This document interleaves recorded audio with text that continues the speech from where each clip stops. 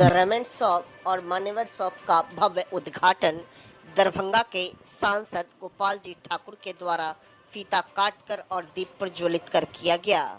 जी हाँ, स्थानीय दरभंगा के सुभाष चौक के पास रविवार को इस अवसर पर अर्जुन सहनी एक्स-एमएलसी सहित अन्य कई गणमान्य लोगों की मौजूदगी रही। मालूम रहे कि यह दोनों प्रतिष्ठान सफलतापूर्वक 10 वर्षों से लोगों की सेवा में है और यह पूर्ण रूप से अब पुनः नवीकृत हो चुका है। इस विशेष अवसर पर यहाँ आकर्षण ऑफर उपलब्ध है जिनका सभी लोग लाभ उठा सकते हैं। शॉप के उद्घाटन के मौके पर दरभंगा के सांसद गोपाल जी ठाकुर ने कहा, रेमंड व मान्यवर का जो शोरूम खोला गया है यह मिथिला के लिए काफ़ी शुभ संदेश है और इस शॉप में कई तरीके के आकर्षण प्रकार के रेडीमेड कपड़े और कई तरीके के कपड़े मिल रहे हैं। इस प्रकार की दुकान की डिमांड लगातार बढ़ रही थी और खुल जाने से कहीं ना कहीं एक चौक चौंध लग चुका है दरभंगा में।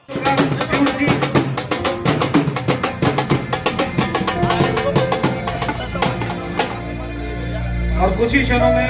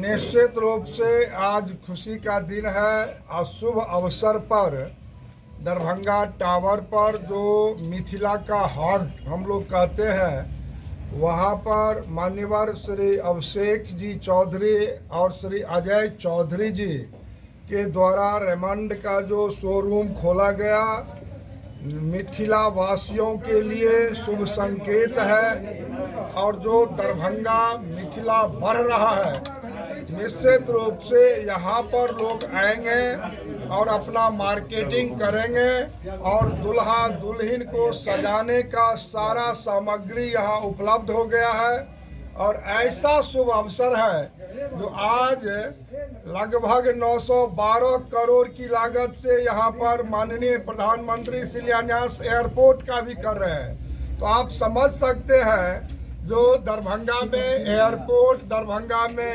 एम्स, दरभंगा स्वतः बढ़ रहा है और उसमें दरभंगा टावर पर इतना बड़ा शोरूम जो रेमंड का हमारे चौधरी जी, अभिषेक जी और अजय जी के द्वारा किया गया, हम शुभकामना देने आए हैं और मेरा निश्चित रूप से आशीर्वाद है जो ये लोग बढ़ें और लोगों का, मिथिला के लोगों का यहाँ पर सेवा करें और लोगों को काफ़ी सुविधा इन्होंने दिया है, इसके लिए हम धन्यवाद भी देते हैं। बहुत बहुत धन्यवाद।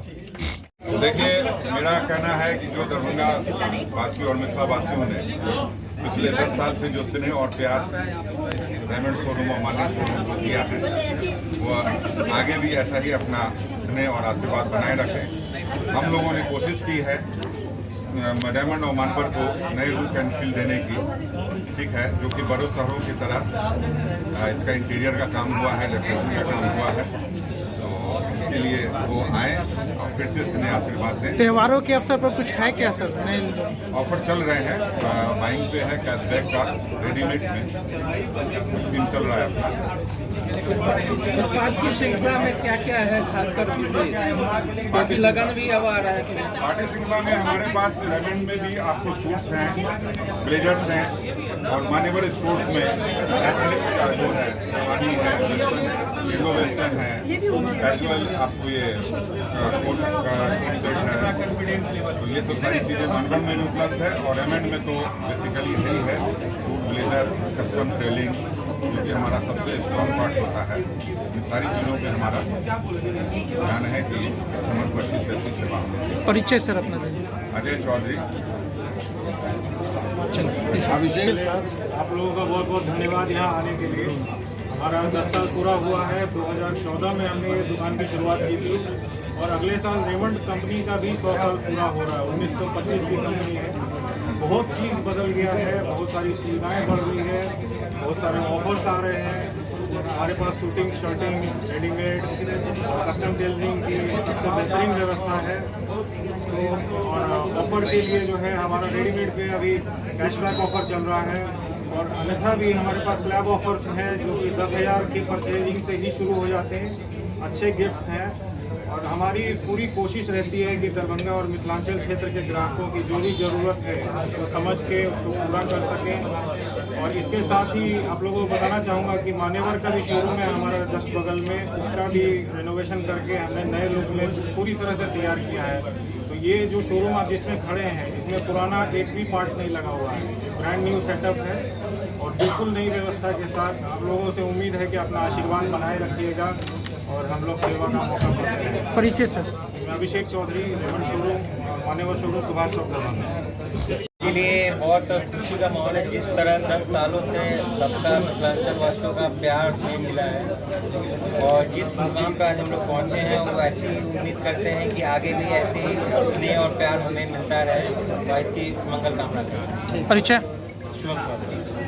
बिहार राज्य भूमि सुधार कर्मचारी संघ का 5वां दरभंगा जिला सम्मेलन दरभंगा के लहरिया शहर स्थित समरणालय परिसर में बिहार राज्य भूमि सुधार कर्मचारी संघ का 5वां दरभंगा जिला सम्मेलन मजदूरों एवं कर्मचारियों के संघर्ष के प्रतीक लाल झंडा के झंडोत्तोलन के साथ शुरुआत हुई। और सरकार की ये नीति अंतर्राष्ट्रीय पूंजी की नीति से जुड़ा हुआ है।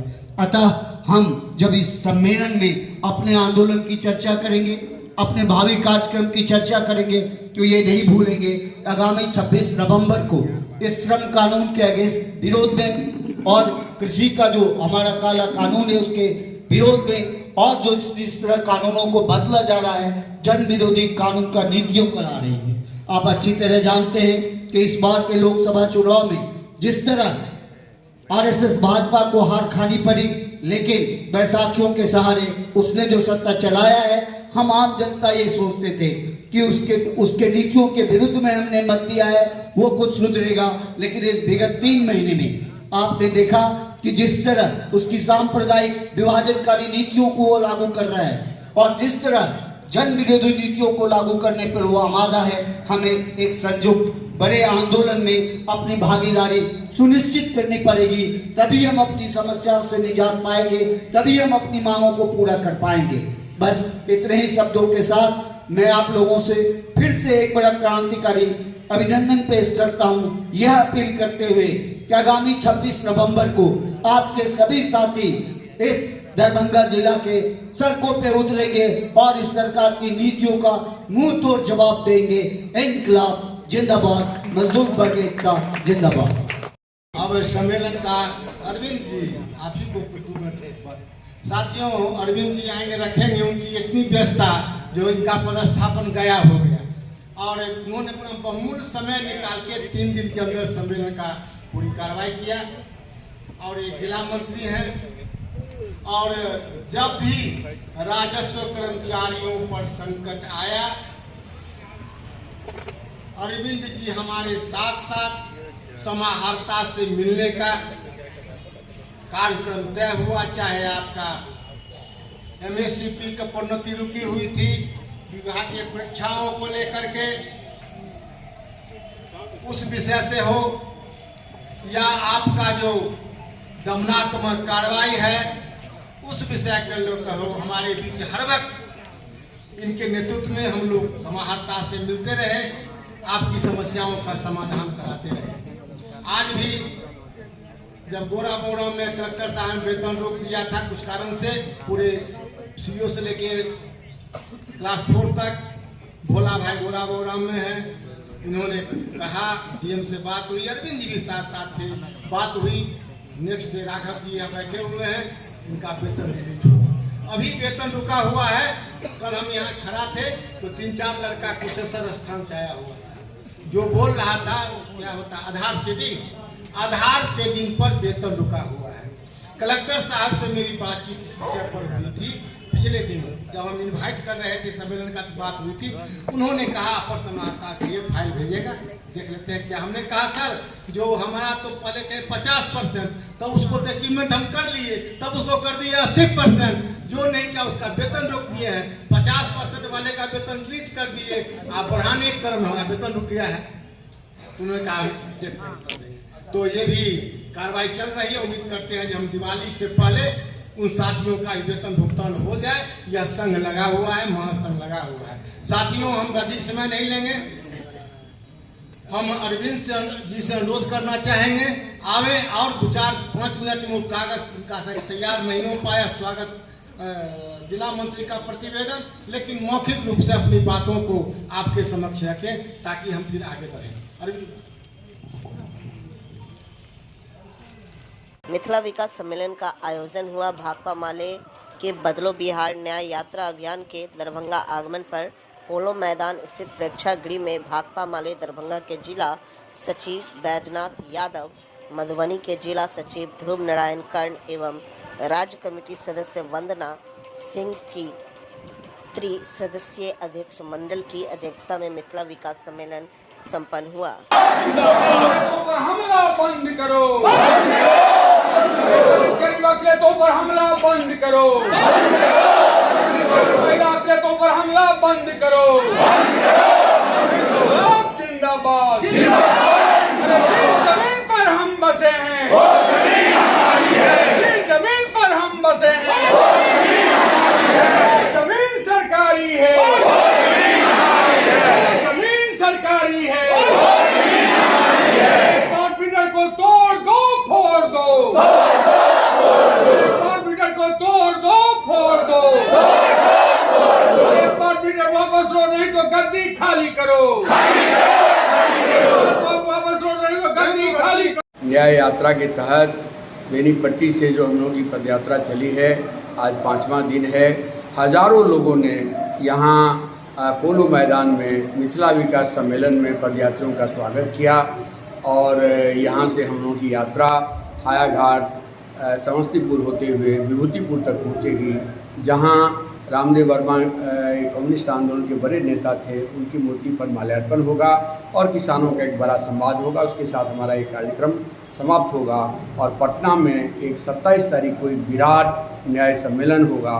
पूरे बिहार में घूमते हुए जो हम लोगों ने पाया है, लोगों ने जो मांगें उठाई हैं, लोगों ने जो बातें उठाई हैं, उसको हम लोग न्याय सम्मेलन में मजबूती से रखेंगे।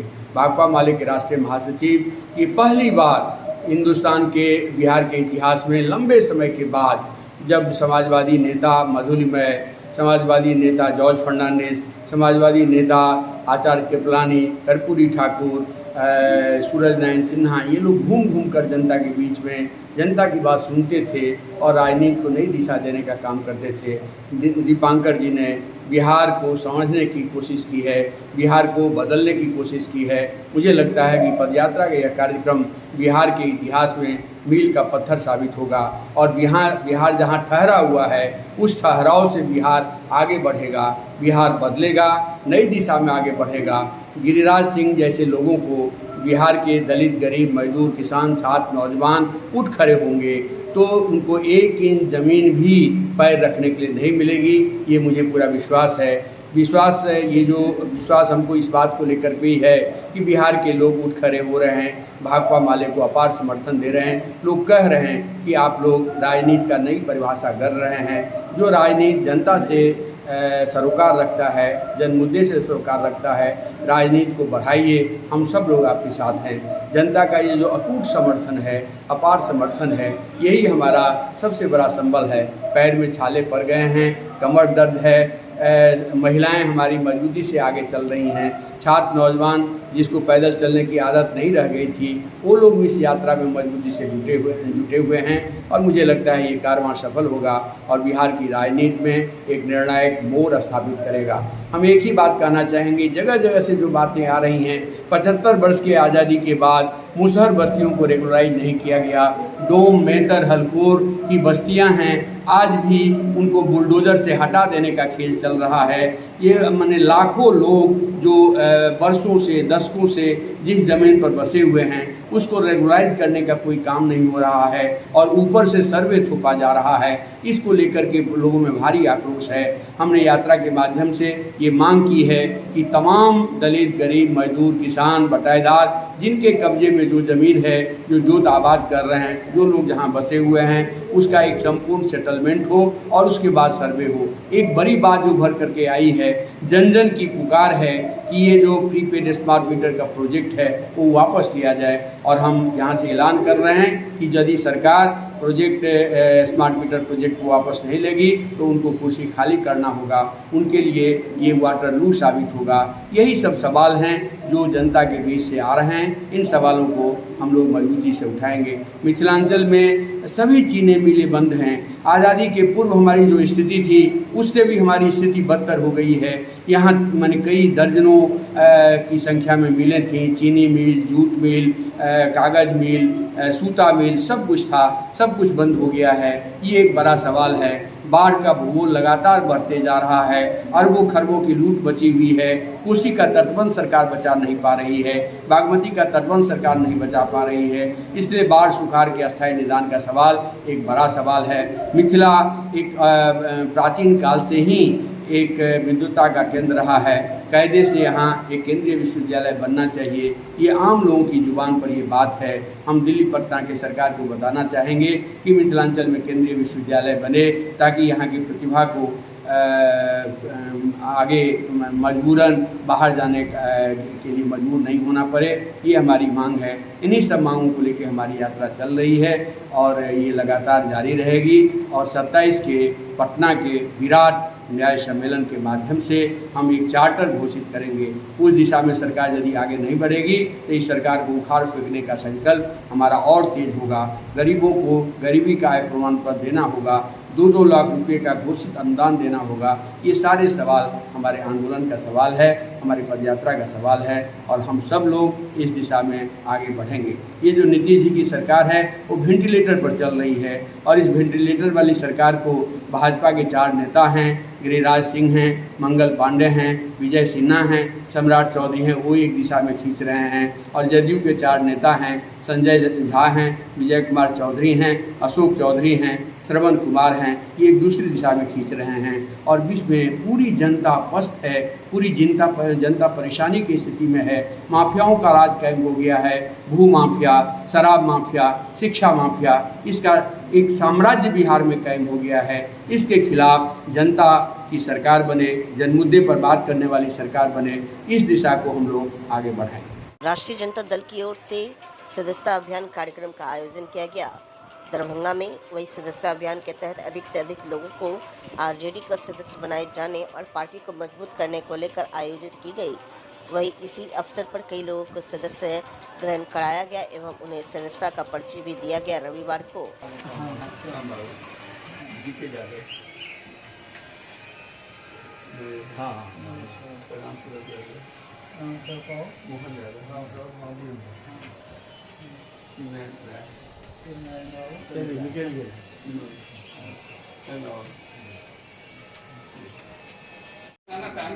माइक लगाए, प्रचार किए, अच्छी मीटिंग हुई। उनको नाश्ता के लिए 4 रसगुल्ला दिए, उपलब्ध था, 1 रसगुल्ला हमको खिलाए और मेरे साथियों को खिलाए। तब से मेरे जेहन में राजनीति की कुछ सवाल होते। 74 में जो जयप्रकाश जी आंदोलन हुआ उसमें काफी सक्रिय थे, प्रखंड स्तर पर जाके गाँव घूमते थे और शाही। मेरे आवास पर अफसर विनोद साहू, प्रदेश उपाध्यक्ष, शिक्षक प्रकोष्ठ, राष्ट्रीय जनता दल। और ये कार्यक्रम आयोजित है शिक्षक प्रकोष्ठ के द्वारा। भारतीय संस्कृति में शिक्षकों का एक अलग सम्मान रहा है और शिक्षक प्रकोष्ठ शिक्षक समाज को दिशा देने का काम करता है। स्वतंत्रता आंदोलन से लेकर के और अब तक शिक्षकों की समाज में एक बहुत अच्छी भूमिका रही है। हम लोग सामाजिक न्याय के लिए लोगों को दिशा निर्देश दे करके अपने पार्टी से लोगों को जोड़ने का काम करेंगे, इसलिए यह अभियान चलाया जा रहा है सदस्यता अभियान। दरभंगा जिले में कितना लक्ष्य रखा गया सदस्यता अभियान? दरभंगा जिले में काफ़ी बृहत लक्ष्य हम लोग रख रहे हैं और हर बूथ पर बूथ वाइज हम लोग कम से कम 50 कार्ड एक्टिव मेंबर हम लोग बना रहे हैं और उससे अधिक सदस्यता का रहेगा। जैसा कि अध्यक्ष जी ने कहा, शिक्षक प्रकोष्ठ का हर विद्यालय, हर महाविद्यालय, हर विद्यालय और महाविद्यालय है। जिला स्तर का अलग संगठन इसमें चल रहा है और विश्वविद्यालय स्तर का अलग संगठन चल रहा है। तो हम चाहते हैं कि अंतिम पूरा पेनिट्रेशन रहे और हर विद्यालय, हर महाविद्यालय में। मधुबनी में दोस्त के साथ निकला किशोर, धीरज का शव नहर से बरामद। घटना रहिका थाना क्षेत्र के सरौट गांव के पास की है। शहर के महाराजीगंज निवासी 16 वर्षीय धीरज कुमार दोस्त के शाम में सरौट स्थित कोसी डैम के लिए निकला। नहर में नहाने के दौरान किशोर की मौत हो जाती है। शरीर पर कई जख्म के निशान भी हैं। परिजनों की माने तो डूबने से मौत नहीं हुआ है, उसे साजिश के तहत मारा गया है। हमारा बेटा लगा के साथ में अभी 8 गो लड़का का तो चले लाई। अच्छा, एक मतलब है कि सब प्लानिंग वाले नहीं चले हो। धीरज के मारा के लिए पीठी में चोट है, कान से बहे, कपार फूटल है, पूरा पीठी फूटल है, सब चीज एक मतलब है कि सब मिल के हमारा बेटा के मारा। कोई नहीं बताया, अभी बोल रहा है कि पानी में डूब के मरा है। मेरा भाई पानी में डूब के नहीं मरा, पानी में डूब के मरा। माथा नहीं फूटता पीछे का, ये नहीं फूटता, ये लाल नहीं होता। मेरे भाई को साजिश से 6 लड़का मारा है। रोशन है, पीयूष है, रवि है, रितेश है। झारखंड के देवघर में जेएम के पार्टी कार्यालय में हेमंत सोरेन के पक्ष में प्रेस कॉन्फ्रेंस किए। सांसद पप्पू यादव ने धरातल पर लाई ना, उन्होंने एक एक कार्यों को किया और हेमंत सोरेन जी के पीछे जिस तरीके से मेरी बहू ने, कल्पना सोरेन, आज महिला सशक्तिकरण के प्रतीक हो गए। आज शहरों की आवाज बन गई है, हर लोगों की उम्मीद बन गई है। तो इसीलिए जिस तरीके से वो नेतृत्व मिलकर, झारखंड ही एक ऐसी पार्टी है जो यहाँ नफरत की नहीं, विकास की बात है। बीजेपी के पास कोई विकास के मुद्दे नहीं है, नेतृत्व नहीं है। क्या विश्व शर्मा जैसे गुंडे यहाँ बैठेंगे? क्या वो करेंगे? क्या थैला खोल के आएंगे? क्या रैगिंग करेंगे? क्या करेंगे? अब तो जितना तंग करना था झारखंड के बेटा को कर लिया, जितनी यातनाएं देनी थी दे दी, जवाब अब उन्हें मिलेगा। अरे भाई, हरियाणा में आप 1,40,000 वोट आपने रैगिंग की, एक सीट पर 18 वोट से आप चुनाव जीते। 1,000 से 600, 400, 300 वोट, 200 वोट, 18 वोट पर आप हरियाणा में लगभग आप 40 सीट पर जीते हैं। मात्र 1,40,000 सीट का 1.5 लाख वोट का डिफरेंस है कांग्रेस और बीजेपी के बीच। रैगिंग ना किया होता ये हालात नहीं होते, और निर्दलीय को वो पैसा न दिए होते, कांग्रेस के निर्दलीय। ये बीजेपी की गुंडाई होती है कि वो निर्दलीय खड़ा करके वो हमेशा इस तरह की रैगिंग करती है, और यहां भी करने की उन्होंने प्रयास किया। तो सोरेन जी को जिस तरीके से सम्मान दिया, हेमंत जी ने अपने परिवार को नहीं बनाया, अपनी पत्नी को नहीं बनाया, अपने भाई को नहीं बनाया। उन्होंने एक वर्कर को बनाया जो लीडर थे, चंपई सोरेन, और उन्होंने पीठ में खंजर भोग दी। और भोगवाने वाले कौन थे? उसके पीछे किसकी भूमिका थी? दिल्ली की। ये बिहार, यहाँ झारखंड की ना सरकार बनेगी, दिल्ली की नहीं ना। तो फिर दिल्ली और असम के गुंडे यहाँ क्या करेंगे? उसका जवाब पुरजोर दिया जाएगा। और मैं बहुत क्लियर समझता हूँ, जो योजना हमारे मुख्यमंत्री जी, हमारे भाई ने लाया, जो योजना को जमीन पर धरातल पर उतारा, हर हाथ में पहुंचा दिया, हर घर को पहुंचा दिया, और इतनी यातनाओं के बावजूद जिस तरीके से 5 साल आम लोगों की सरकार बनी, नफरत की नहीं, किसी धर्म और जाति की नहीं, डोमिसाइल मुद्दों को लेकर के कोई हाहाकार नहीं मचा, जिस तरीके से बीजेपी करती रहती है। तो आज हेमंत सोरेन जी के सामने कोई नेतृत्व नहीं है, बताएगा किसके नेतृत्व में चुनाव लड़ेंगे। मतलब राजनीति में कई बार मजबूत को सही मानकर उसको आगे बढ़ाया जाता है। हम लोग की सोच ये है कि नहीं, सही व्यक्ति भले कमजोर हो, उसके पीछे साधन व्यवस्था लगाकर उसको मजबूत बनाया जा सकता है, लेकिन मजबूत राजनीति में कई बार मजबूत को सही मानकर उसको आगे बढ़ाया जाता है। हम लोग की सोच ये है कि नहीं, सही व्यक्ति भले कमजोर हो, उसके पीछे साधन व्यवस्था लगाकर उसको मजबूत बनाया जा सकता है, लेकिन मजबूत व्यक्ति को सही मानकर अगर जिता दिया जाए तो ये जरूरी नहीं है कि वो सही हो। तो पहली बात है कि आदमी सही ढूंढ कर निकाला जाए। दूसरा, सोच उसकी सही हो। सोच ये हो कि बिहार को अगले 10 वर्ष में कैसे विकसित बनाना है, बिहार के लोगों का कैसे उनकी बेहतरी करनी है, बजाय इसके कि किसी जाति किसी परिवार की बात हो। और तीसरा, किसी एक व्यक्ति पर पूरी व्यवस्था न आधारित हो, इसलिए सामूहिकता से कोई प्रशांत किशोर इसको नहीं ठीक कर सकते हैं। अगर ऐसा होता तो हम कहते कि हम दल बना रहे हैं, हम सही व्यक्ति हैं, हमारी सोच सही है, हम इसको ठीक कर देंगे।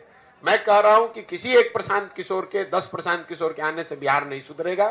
जब तक समाज से हजारों लोग एक साथ आकर, सही सोच वाले लोग एक साथ आकर सामूहिक तौर पर साथ चलने का, साथ काम करने का निर्णय नहीं लेंगे, तब तक सुधार संभव नहीं है। इसीलिए आप देख रहे हैं कि जो राजनीतिक दल बनाने में दूसरों को 1 दिन लगता है, 1 घंटे में लोग दल बना देते हैं, वो दल बनाने में ही मैं 2 साल 3 साल लगा रहा हूं। क्यों लगा रहा हूं? इसलिए लगा रहा हूं कि जो लोग ये दल बनाएं, जब ये दल बने, जो लोग इस दल को बनाएं, वो दल किसी जाति विशेष का ना हो, किसी व्यक्ति विशेष का ना हो, किसी परिवार का दल ना हो, बल्कि वो बिहार के उन सारे लोगों का दल हो जो लोग बिहार में व्यवस्था बदलना चाहते हैं, एक नया विकल्प, नया प्रयास के भागीदार बनना चाहते हैं।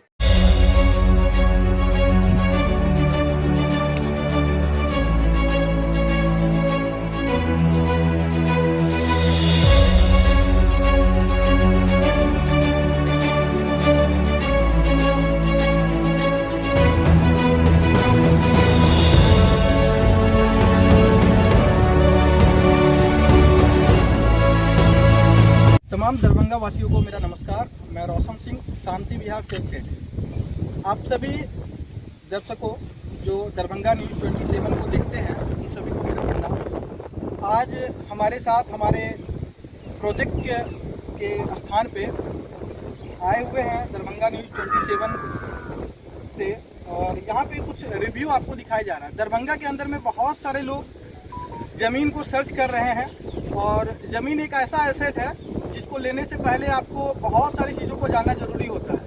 आज एक छोटी सी कीर्तिमान को पूरा करते हुए हम लोग दरभंगा में पिछले 1.5 साल से बहुत सारे लोगों को पोजीशन के साथ साथ रजिस्ट्री भी दिए हैं, और हमारा जो लोकेशन होने वाला है इसको आप कैमरा में देख ही रहे हैं। बाकी मैं आपको बता दे रहा हूँ, दरभंगा एयरपोर्ट से करीब 1.5 किलोमीटर की डिस्टेंस पे ये लोकेशन है, और यहाँ से मात्र 600 से 700 मीटर के डिस्टेंस पे न्यू दरभंगा रेलवे स्टेशन है। बाकी आपको सामने कैमरा में दिख रहा होगा, दोनों NH की कनेक्टिविटी हमारी इस प्रोजेक्ट से है। NH 57 है, NH 527 की। आप NH 57 पे बगल में ही देख रहे हैं बद्रीनगर है, and DPS school, CPS school, teacher training centre and G Mount Litera school, जो कि जी न्यूज़ की स्कूल है, ये भी हमारे दरभंगा शहर में आ चुकी है। और बहुत अच्छी बात यह है कि हमारे प्रोजेक्ट से मात्र 500 मीटर की दूरी पे माउंट लिटरा स्कूल आई है। तो आज मैं आपको बताने वाला हूँ, कोई भी व्यक्ति जमीन लेने से पहले देखते हैं कि हमारे फ्यूचर क्या होंगे, हमारे बच्चे के फ्यूचर क्या होंगे। एजुकेशन के लिए ज़्यादातर लोग जो है पहले तलाशते हैं कि ऐसी एरिया में जमीन ले जहाँ पे हमारी बच्चे की एजुकेशन अच्छा हो सके। दूसरी होती है कि कनेक्टिविटी। तो कनेक्टिविटी तो 2-2 NH की है, साथ में आप दरभंगा बस स्टैंड हमारे प्लॉट से मात्र 2 किलोमीटर की दूरी में है, एंड एयरपोर्ट भी 1.5 किलोमीटर की दूरी में है। और साथ में सबसे बड़ी बात होती है कि प्राइस की। तो रेट के मामले में आज दरभंगा के अंदर में तमाम तरह की फैसिलिटी के साथ यहाँ पे आपको पार्क मिलने वाला है, जो कि करीब 8 कट्ठे की एरिया में होने वाला है। 2-2 30 फीट की मेन रोड मिलने वाला है एंट्रेंस करने के लिए। गार्ड की फैसिलिटी मिलने वाला है, 20 फीट की main road, branch road, and पूरी टाउनशिप को, पूरी एरिया को 8 फीट की बाउंड्री वॉल से हम लोग कवर करके देने वाले हैं। और इसके साथ आपको मात्र 1400 रुपये पर स्क्वायर फीट की रेट में यहाँ पे ज़मीन आप लोगों को दे दिया जाता है। सबसे बड़ी बात है कि आप 25% पैसा दे के भी यहाँ पे बाई एग्रीमेंट ज़मीन अपना बनाते हैं और रेस्ट अमाउंट जो टाइम है उस दरमियान में दे के रजिस्ट्री लेते हैं। आप देखें जिस एरिया पे मैं खड़ा हूँ ये हमारा कॉमर्शियल एरिया है और यहाँ पे बड़े बड़े बिल्डिंगें बननी है एंड तमाम तरह की ऐसी फैसिलिटी यहाँ पे मुहैया करा के दी जाएगी जिससे यहाँ फायदा मिले, बेनिफिट मिले। साथ में आप देखें आगे हमारे बहुत ही नज़दीक में NH की कनेक्टिविटी दिख जा रही है जहाँ पे रोड पे गाड़ियाँ चलती हुई दिख रही है एंड एयरपोर्ट की भी बिल्डिंग आपको दिख पा रहा है। एंड ये जो रोड है सीधा जो गई है ये 30 फीट की मेन रोड है जिसपे हम लोग अभी चल रहे हैं और यहाँ पे डेली की रेशियो देखा जाए तो करीब करीब 10 से 20 कस्टमर डेली विजिट कर रहे हैं एंड फाइनलाइज रूप से 5 से 10 प्लॉट डेली बुक हो जा रहा है। तो आप में से किसी व्यक्ति को अगर हमारे लोकेशन के बारे में जानकारी चाहिए या तो लोकेशन विजिट करना है तो दिल्ली मोड़ के पास ही हमारा हेड ऑफिस है जो करीब 2000 स्क्वायर फीट के एरिया में है। आप ऑफिस आए, ऑफिस में आके आप डिस्कस करें एंड पोजीशन देखें, लोकेशन देखें और फाइनल रूप से आप प्लॉट को बुक करें, एक बेहतरीन सी टाउनशिप में अपना आशियाना का घर बनाएं। तो चलिए मिलते हैं नेक्स्ट वीडियो में, तब तक के लिए आप सभी को मेरा नमस्कार। मैं रोशन सिंह शांति विहार सेल से। हमारी भी यूट्यूब पे एंड फेसबुक पे चैनल है, आप जाके सर्च कर सकते हैं शांति विहार दरभंगा के रूप में और ज़्यादा से ज़्यादा आप लोग प्यार दें। देख सकते हैं इस एरिया में कंस्ट्रक्शन का काम चालू है एंड सारी ज़मीनें यहाँ पे बिक चुकी है। कुछ ज़मीनें हमारी टाउनशिप के अंदर में है, वो आप अपना बनाना चाह रहे हैं तो सही टाइम पे आए, पहले पाए वाली बात होती है। तो पहले आए और पहले ज़मीन को अपना बनाएं। Thank you.